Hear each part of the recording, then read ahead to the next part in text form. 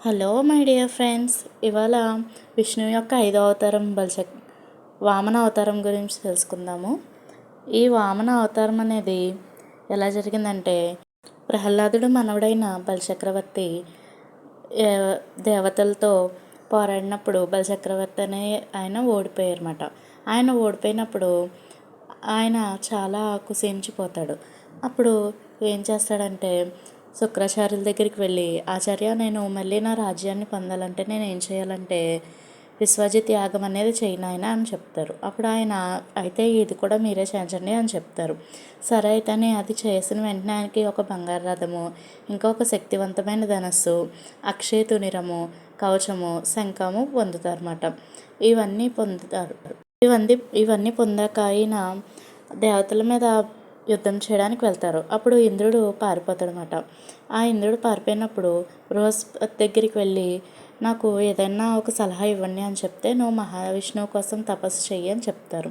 అప్పుడు మహావిష్ణువు కోసం తపస్సు చేసినప్పుడు ఈ ఇంద్రుని తల్లి అదితి మాత ఎవరైతే ఉన్నారో ఆవిడ తన కొడుకును కాపాడుకోవడం కోసం మహావిష్ణువు దగ్గరికి వెళ్ళి, ఎలాగైనా నువ్వు నా కొడుకును కాపాడు తండ్రి అని అడుగుద్ది. అప్పుడు మహావిష్ణువు, నేను నీ కడుపును పుడతాను కొన్ని రోజుల్లో అని సెలవిస్తారు. అప్పుడు అదితికి కశ్యపబ్రహ్మణునికి వామనుడు జన్మిస్తారన్నమాట. అప్పుడు బలిచక్రవర్తి, నేను ఇంకా ఏమైనా చేయాలా ఆచార్య అని అడిగితే, నువ్వు ఇలా యాగాలు చేస్తూ పేదవారికి బ్రాహ్మణులకి దానాలు ఇచ్చుకుంటూ ఉంటే నీ శక్తులు ఇంకా పెరుగుతాయని చెప్తారు శుక్రాచార్యులు. సరే అని యాగం చేస్తుండగా ఒకనాడు వామనుడు బలిచక్రవర్తి దగ్గరికి వెళ్తాడు. వెళ్ళి, ఏం కావాలి నాయనా, మీకు ఎంత ధనం కావాలి అని అడిగినప్పుడు బలిచక్రవర్తి, నాకు ఒక 3 అడుగుల నేల ఇస్తే చాలని చెప్తారు. సరే అని ఒప్పుకొని తనకి 3 అడుగుల నేల ఇవ్వడానికి ఒప్పుకుంటాడు.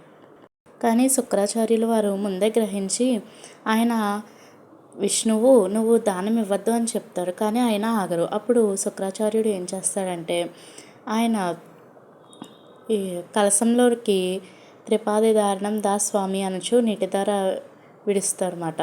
అప్పుడు ఏమవుతాడంటే, ఆ కలశంలోకి సూక్ష్మ కీటక రూపంలో చేరి శుక్రాచార్యుడు నీటి ధారను ఆపబోతాడు.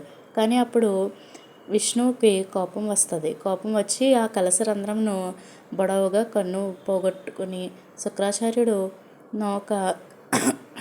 ఒక నేత్రం పోగొట్టుకుంటాడు అని కోరతాడు. అప్పుడు బలిచక్రవర్తి సరే అని 3 అడుగుల దానం చేస్తాడు. అప్పుడు ఆ బ్రాహ్మణ బాలుడైన వామనుడు పరిమాణం పెరుగుతూ వస్తుంది. త్వరలోనే అతను భూమి కంటే చాలా పెద్దవాడుగా మారిపోతాడు.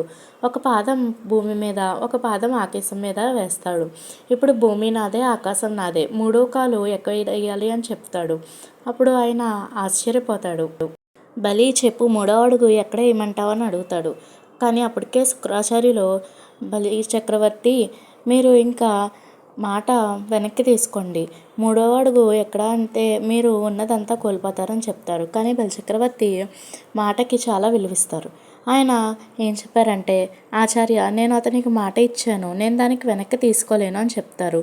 అప్పుడు ఇది విన్న అసురులందరూ కూడా వామునిపై దాడి చేయడానికి ముందుకు వస్తారు. కానీ ఆయనకి హాని చేయకూడదని బలి ఉద్దేశిస్తాడు. బలిచక్రవర్తి, మీరు మీ 3వ అడుగు నా తలపై ఉంచమని చెప్తాడు. అప్పుడు 3వ అడుగు బలిచక్రవర్తి తలపై ఉంచగా అప్పుడు విష్ణువు ప్రత్యక్షమై, బలి, నేను నిన్ను ఆశీర్వదిస్తున్నాను, ఇప్పటి నుంచి నువ్వే పాతాళలోకానికి పరిపాలిస్తావు అని చెప్తాడు. అప్పటి నుంచి బలిచక్రవర్తి పాతాళలోకానికి వెళ్ళిపోతాడు. అక్కడ ఆయన పరిపాలిస్తాడు. ఈ వామన అవతారం ద్వారా ఇంద్రుడు, ఇతర దేవతలు అందరూ కూడా స్వర్గాన్ని పాలిస్తారు. వామనుడి దేవాలయాలు కంచిలో, కేరళలో, ఇంకా కాంచీపురంలో, మధ్యప్రదేశ్లో, తమిళనాడులో ఉన్నవి. దీని గురించి బొమ్మెర పోతన్న గారు ఒక చిన్ని పద్యం రాశారు. అదేంటో విందామా సరదాగా? ఇంతింతై వటుడింతై మరియు దానింతై నమో విధి పైనంతై తోయద మండలాగ్రమున కమలంతై ప్రభారాశి పైనంతై చంద్రుని కంతై ధ్రువిని పైనంతై మహర్వటి పైనంతై సత్యపదోన్నంతుడగుచు బ్రహ్మాండంత సమర్థై. అర్థం ఏంటంటే, విష్ణువుకు అప్పుడే ఉదయించిన సూర్యబింబము మొదట గొడుగుల, తదుపరి శిరోరత్నమై, చెవి కుండలమై, మెడలోని ఆభరణమై, బంగారు కేయురమై, కంకణమై, వడ్డానపు గంటమై, నుపుర ప్రవర్తనమై, చివరకు పాదపీఠమై ఒప్ప అతడు బ్రహ్మాండము నిండినాడు అని బొమ్మెర పోతన గారు భాగవతంలో చిన్ని పద్యం రాశారు. బాగుంది కదా. వామన అవతారానికి సంబంధించి పండుగలు కూడా ఉన్నాయండి. వామన జయంతి, ఓనం కూడా చేసుకుంటారు. ఈ వామన జయంతి అనేది వామన ద్వాదశి అని కూడా పిలుస్తారు. భాద్రపద మాసంలో శుక్లపక్షం నాడు ద్వాదశి తిథి వస్తుంది కదా, అప్పుడు జరుపుకుంటారు. ఓనం అనేది కేరళలో మన తెలుగు వాళ్ళే కాదు, కేరళ వాళ్ళు కూడా చాలా బాగా జరుపుకుంటారండి. ఈరోజు కొన్ని ప్రాంతాల్లో ఉపవాసాలు కూడా ఉంటారు.